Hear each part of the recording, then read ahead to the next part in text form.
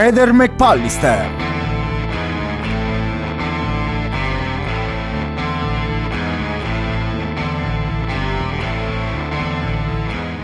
Un altro aspetto da chiarire riguarda la cena del 13 dicembre, l'ultima cena.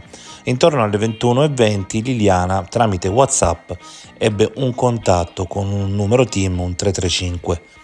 Questo numero, da quello che si capisce, non è stato facile da attribuire.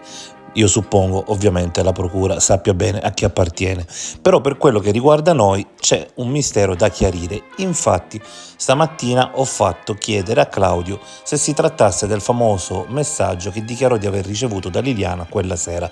Ebbene, il numero che contattò Liliana alle 21:20 del 13 dicembre non appartiene a Claudio. Evidentemente Liliana ha contattato un'altra persona, non sappiamo mai se questa persona si è fatta presente o meno agli inquirenti.